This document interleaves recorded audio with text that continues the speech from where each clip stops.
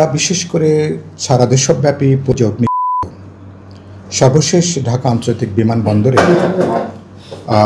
আমাদের সেখানে কার্গো হাউসের যে ভয়াবহ এটা সত্যি সত্যি কোনো নাশ আছে কিনা, কোনো একটা বিশেষ মহল সরকারকে বিপদের মধ্যে ফেলা,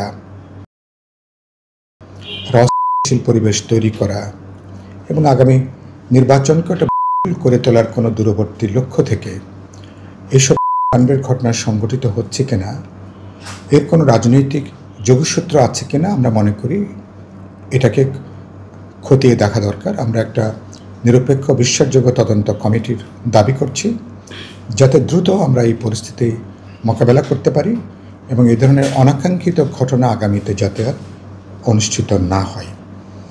দ্বিতীয়ত আমরা যেটা উল্লেখ করেছি সেটা হলো যে দেশে যখন ফেব্রুয়ারিতে একটা জাতীয় নির্বাচনের জন্য দেশ যখন অপেক্ষা করছে, দেশব্যাপী আইনশৃঙ্খলা পরিস্থিতির কিন্তু অবনতি ঘটছে। বিভিন্ন জায়গায় আমরা সংঘাতের ঘটনা দেখছি এবং সেখানে আহত হওয়ার ঘটনা আমরা দেখছি।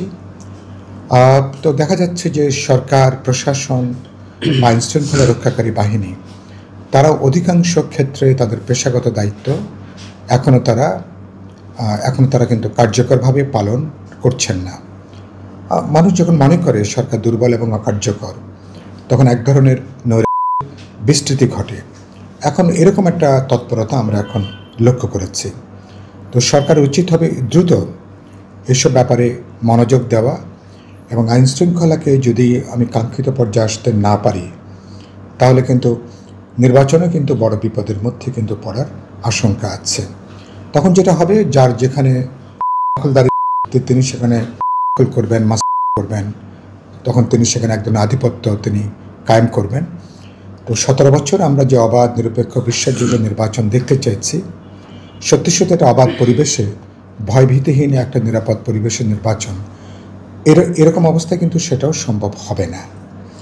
আর সরকারের ব্যাপারে আমরা যেটা বলতে চাই যে সরকার চরিত্রের দিক থেকে তো তার একটা দল নিরপেক্ষ অন্তর্বর্তী সরকার, কিন্তু সরকারের গত 14 মাস সরকার কিন্তু পুরোপুরি একটা পক্ষপাত দুষ্টতায় সরকার কিন্তু কাজ করে চলেছেন।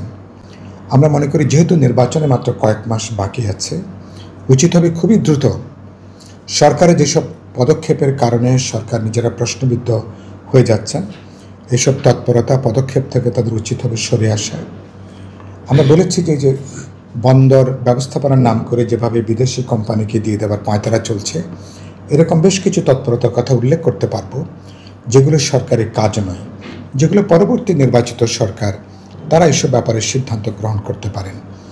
এরকম তাদের জন্য অগ্রাধিকারের মধ্যে নেই, এরকম কাজগুলো সরে আসা দরকার।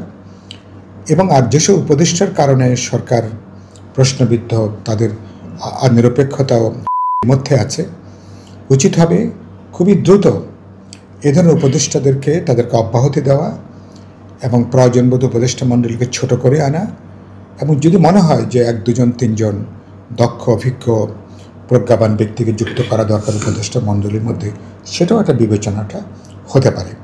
কিন্তু সরকারের নিরপেক্ষতা যদি এভাবে প্রশ্নবিদ্ধ হতে থাকে, তাহলে আদৌ নির্বাচন করা যাবে কিনা, নির্বাচন নিরপেক্ষ হবে কিনা, সেটা নিয়েও কিন্তু নানা মহলে অনেক বড় বড় প্রশ্ন উত্থাপিত হবে। তো সেজন্য সরকারের উচিত হবে, যেহেতু তাদের বিশেষ কোনো পক্ষপাত থাকার কথা না, কোনো দলকে তাদের প্রত্যক্ষ পরোক্ষভাবে মদত যোগানোর কথা না, উচিত হবে যাবতীয় পক্ষপাতমূলক ভূমিকা তৎপরতা থেকে সরকারকে আমরা দাবি করছি সরে আসার জন্য।